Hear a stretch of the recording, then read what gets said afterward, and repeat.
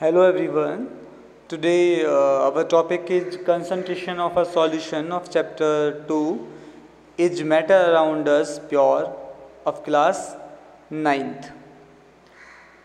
Concentration of a solution in activity 2.2 we observe that groups A and B obtained different sets of solutions. In previous video we discussed the activity 2.2. In that activity, group A and group B, they are provided some amount of water, approx 50 ml of water and copper sulfate. Group A having less amount of copper sulfate and group B have more amount copper sulfate as compared to group A. Okay मैं भी आपको activity 2.2 एक बार दिखा देता हूँ ताकि आपको clear हो जाए. Activity 2.2, this is the activity 2.2. We already discuss this activity. Let us again divide the class into 4 groups A, B, C and D and distribute the following samples to each group. Few crystals of copper sulfate to group A and 1 spatula full of copper sulfate to group B. तो आज जो हमारा topic है concentration of solution, तो उसमें group A और group B की बात हुई है. तो आगे हम ग्रुप सी और डी के बारे में स्टडी नहीं करेंगे. तो आप देखिए ग्रुप ए को फ्यू क्रिस्टल्स प्रोवाइड किया और ग्रुप बी को 1 spatula full of copper sulphate provide किया. मीन्स दोनों को सेम सॉल्ट प्रोवाइड किया है बट उनकी कंसंट्रेशन या बट उनकी अमाउंट में यहाँ पे डिफरेंस है. ग्रुप बी को कॉपर सल्फेट का अमाउंट जो है वो थोड़ा ज़्यादा है और ग्रुप बी ए के पास कॉपर सल्फेट का अमाउंट जो वो थोड़ा कम है as compare to group B. Okay, this you understand कि we observe that group A and B obtain different shades of solutions. Means copper sulphate दोनों को प्रोवाइड किया. ग्रुप ए के पास कॉपर सल्फेट का अमाउंट कम है, ग्रुप बी के पास कॉपर सल्फेट का अमाउंट ज़्यादा है. And when they mixed copper sulphate into water and we know that copper sulphate is soluble in water and it mixes with the water and then copper sulphate का जो colour होगा वो dark shade होगा group B के पास और group A के लिए उसका जो लाइट शेड होगा. तो वहाँ पे उनके जो कलर की जो इंटेंसिटी है उसमें डिफरेंस होगा. डिफरेंस क्यों होगा? बिकॉज वहाँ पे उनकी अमाउंट में डिफरेंस है. ग्रुप बी के पास ज़्यादा कॉपर सल्फेट है, मीन्स उसका जो कलर है वो थोड़ा डार्क होगा. ग्रुप ए में जो कॉपर सल्फेट है उसका कलर थोड़ा लाइट होगा. So we understand that in a solution the relative proportion of the solute and solvent can be varied. आपने ये होमोजीनियस मिक्सचर में पढ़ा भी था कि इंटेंसिटी उनकी डिफरेंट हो सकती है. They have uniform composition but वहाँ पे उनकी जो इंटेंसिटी है वो डिफरेंट हो सकती है. तो यहाँ पे बताया ग्रुप ए और बी में सॉल्यूट और solvent can be different. Means group A के पास ग्रुप बी के पास 50 ml वाटर है and water act as a solvent and copper sulphate उसके पास फ्यू क्रिस्टल्स हैं. सॉल्यूट एज अ सॉल्यूट काम करेगा कॉपर सल्फेट. ग्रुप बी के पास भी कॉपर सल्फेट है, ज़्यादा अमाउंट में है. तो यहाँ पे जो कॉपर सल्फेट है वो एज अ सॉल्यूट है and water as a solvent, but उनका जो प्रोपोर्शन है वो डिफरेंट है. Means depending upon the amount of solute present in a solution it can be called dilute, concentrated or a saturated solution. For example, group A के पास copper sulphate का amount कम था, कम dissolve किया. Group B के पास copper sulphate का amount ज़्यादा था, वाटर में ज़्यादा अमाउंट डिज़ोल्व किया. मीन्स जिसमें सॉल्यूट का अमाउंट कम होगा, यदि सॉल्यूट का परसेंटेज अमाउंट जितना कम होगा वो उतना डाइल्यूट ज़्यादा होगा. और if the amount of solute is more, जितना अमाउंट उसका ज़्यादा होगा देन उसका कंसंट्रेशन उतना ही वो ज़्यादा होगा. अंडरस्टूड? सपोज एक सॉल्यूशन में 2% जो सॉल्ट है 98% वाटर है, मीन्स सॉल्ट का अमाउंट, सॉल्यूट का अमाउंट जो है वो कम है, मीन्स वहाँ पे जो सॉल्यूशन होगा वो डाइल्यूट सॉल्यूशन होगा। जैसे जैसे आप इसका अमाउंट इंक्रीज करोगे, सपोज कि 70% आपका सॉल्ट है और वाटर जो वहाँ पे 30% है, मीन्स वो जो सॉल्यूशन होगा वो कंसनट्रेटेड सॉल्यूशन होगा। Means depending on the amount of solute we can classified the solution into two category, dilute and concentrated. Solute का अमाउंट कम है then diluted solution we get, and solute का amount ज़्यादा है तो कंसनट्रेटेड सॉल्यूशन होगा। अभी यहाँ पे सैचुरेटेड सॉल्यूशन भी है, तो saturated solution with the help of activity 2.3 we just study. In activity 2.2 the solution obtained by group A is dilute as compared to that obtained by group B, because group A के पास copper sulphate का amount कम था और group B के पास copper sulphate या solute का amount ज़्यादा था। Activity 2.3 take approximately 50 ml of water each in two separate beakers, means you have to take two beakers and put 50 ml water each in two beakers, means 50 ml water आपने beaker first में रखा and beaker 2 में भी 50 ml water आपने add किया, means दोनों में same amount of water you are having. Add salt in one beaker and sugar or barium chloride in the second beaker with continuous stirring। आपने first beaker में 50 ml water लिया and add salt in one beaker, आपने उसमें salt add किया। Second beaker में आपने sugar add किया and you can take barium chloride and some other salt also. Means आपने मानिए कि आपने बीकर फर्स्ट में सॉल्ट ऐड किया एंड बीकर सेकंड में आपने शुगर ऐड किया। When no more solute can be dissolved, add और उसको कंटिन्यूस स्टरिंग आप करते रहे और उसको ऐड करते गए। जैसे कि आपने 50 ml वाटर लिया बीकर फर्स्ट में और उसमें थोड़ा सॉल्ट आपने डाला एंड उसको मिक्स किया एंड कंटिन्यूस स्टरिंग आपने की, स्टरिंग उसको किया, मिलाते गए and then take some more amount of salt and add. आप उसमें अमाउंट को मिलाते गए, ऐड करते गए, more and more salt just add in the water till when no more salt dissolve in the water. Same sugar की condition case में था कि शुगर को आपने वाटर में ऐड किया, थोड़ा शुगर और लिया आपने, फिर ऐड किया, और शुगर आपने लिया, फिर ऐड किया। आपको तब तक ऐड करना है, you add sugar until or unless it stops dissolving in the water. Then when no more solute can be dissolved, heat the contents of the beaker to raise the temperature by about 5 degrees Celsius. Now you heat the beaker, beaker A and beaker B, both the beakers you just start heated up to 5 degrees Celsius and then start adding salt in first beaker and sugar in the beaker second, and you find that some more amount of salt and sugar start dissolving in it. Is the amount of salt and sugar or barium chloride that can be dissolved in water at a given temperature the same? No, because when you increase temperature then solubility of the solution will also be increased, वहाँ पे solubility भी increase होगी। Means जैसे जैसे आपने temperature increase किया तो उसमें सॉल्ट का अमाउंट भी ज़्यादा डिज़ोल्व होगा, शुगर का अमाउंट भी ज़्यादा डिज़ोल्व होगा। At any particular temperature a solution that has dissolved as much solute,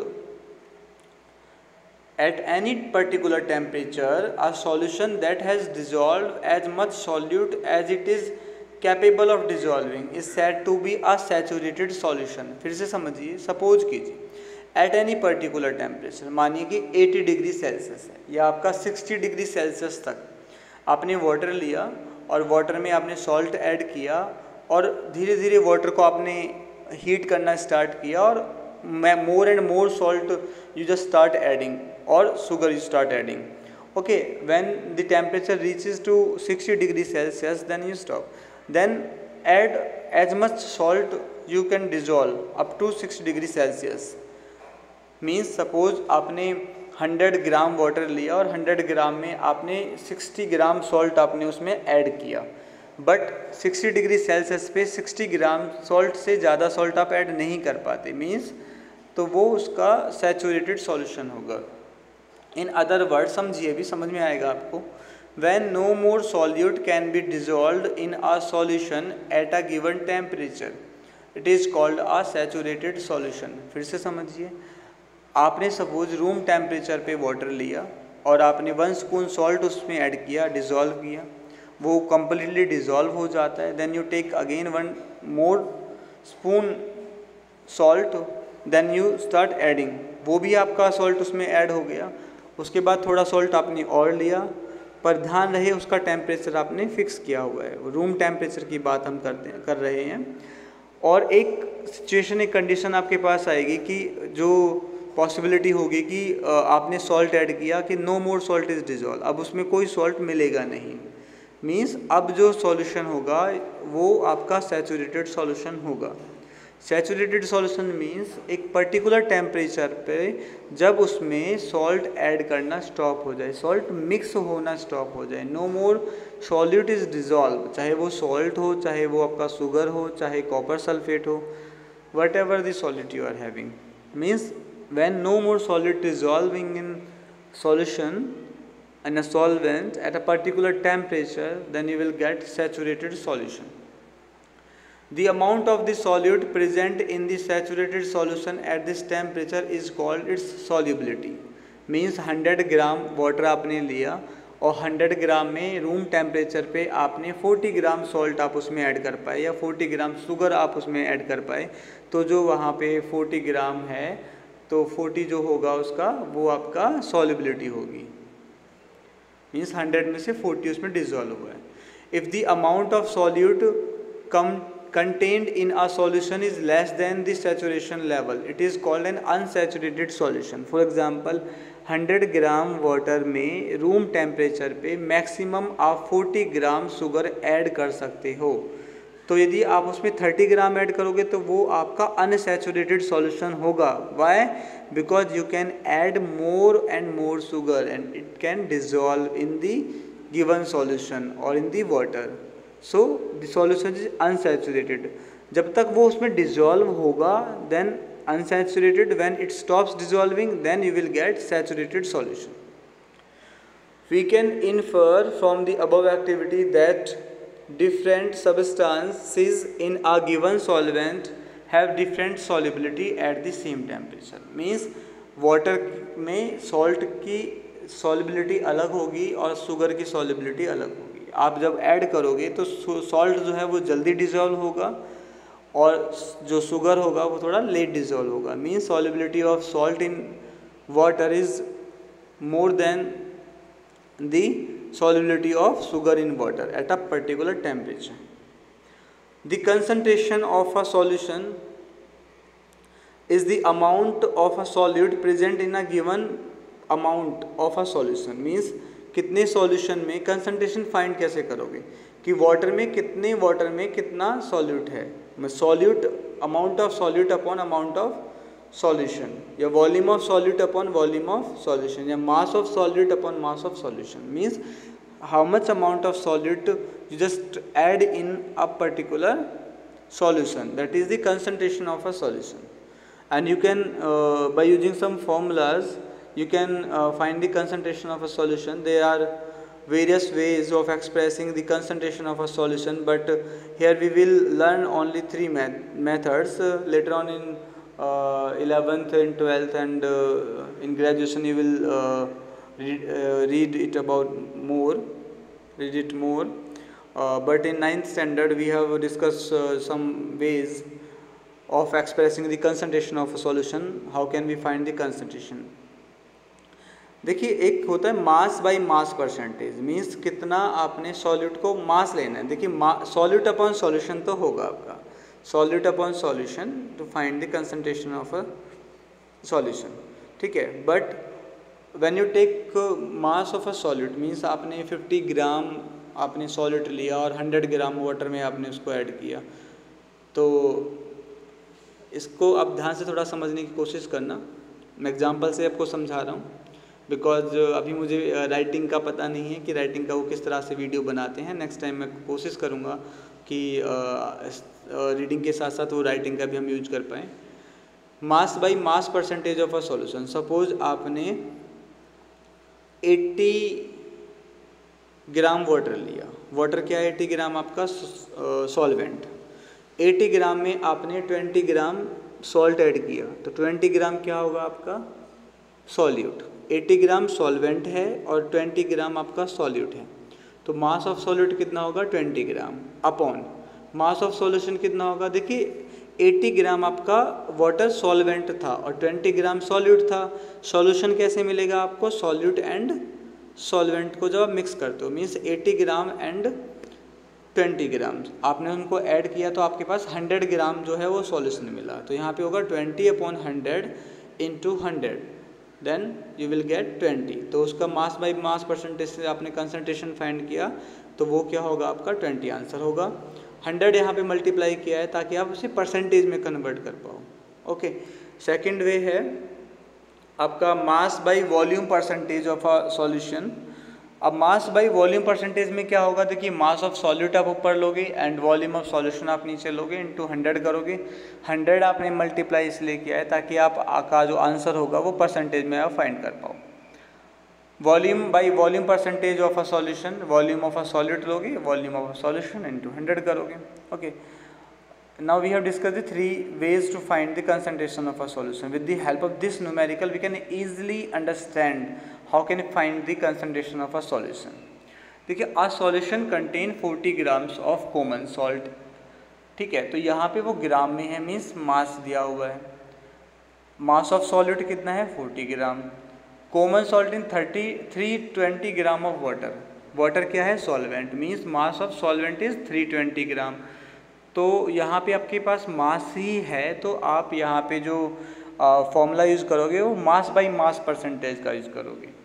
तो मास ऑफ सॉल्यूट कितना होगा 40 ग्राम अपॉन मास ऑफ सॉल्यूशन कितना होगा, बिकॉज मास ऑफ सॉल्यूशन का मतलब क्या होता है सॉल्यूट और सॉल्वेंट को ऐड करने से जो मिलेगा आपको 40 + 320 मीन्स 360, तो 40/360 इंटू 100 क्यों किया, because you will get your answer in percentage, then you will multiply it by 100, then you will get your answer 11.1%. this will be your answer. okay, तो आज का जो हमारा टॉपिक था वो कंसंट्रेशन आपने स्टडी किया हमने, कंसंट्रेशन ऑफ अ सॉल्यूशन। मैं एक बार फिर से आपको एक बार रिकैप्सुलेट करा देता हूँ, फिर से आपको एक बार ये रिवाइज करा देता हूँ। कंसंट्रेशन ऑफ अ सॉल्यूशन, देखिए कंसंट्रेशन ऑफ अ सॉल्यूशन आपने 2.2 activity we have discussed, group A and group B we have given, they are given different amount of copper sulphate when they dissolve in water individually, then they will find that there the difference in the intensity of the color, means copper sulfate group A get some lighter solution and group B have got dark solution because of the intensity. You can say that there is a difference in the amount of solute, and on the basis of difference of the amount of solute we can divide the solution into three categories. First, dilute, concentrated and saturated solution. Dilute means when less amount of solute is dissolved in the solution या solvent, और जब amount ज़्यादा होगा then the solution is concentrated होगा। when no more solute is dissolving in a solution at a particular temperature, then you will get saturated solution. okay, you will understand this. Okay, उसके बाद आपका है saturated solution. आपको समझ में आया saturated solution का मतलब क्या होगा? Saturated solution means when no more solute dissolve in a solvent or solution at a particular temperature, you can say that the solution is saturated. अच्छा, यहाँ पर आपका एक पॉइंट रह गया था, if the amount of solute contained in a what would happen if you were to take a saturated solution at a certain temperature and cool it slowly. देखिए, जब आप सॉल्यूशन को कूल करोगे तो उसकी जो सॉल्युबिलिटी है वो डिक्रीज़ होगी, means solubility of a solution decreases, और जब उसकी सॉल्युबिलिटी डिक्रीज होगी तो you will get some precipitated substance, आपको प्रेसिपिटेशन वहाँ पे मिलेगा, मीन्स कुछ क्रिस्टलाइजेशन वहाँ पे हो जाएगा। Okay, and there are three ways to find the concentration of a solution: mass by mass percentage, mass by volume percentage, and volume by volume percentage. Okay, this is all about the concentration of a solution. Our next topic is what is the suspension, colloidal solution. In the next video we will discuss about suspension and colloidal solution. Okay, if you have any query, any doubt, any suggestion, you can go in the comment box and you can comment. Thank you.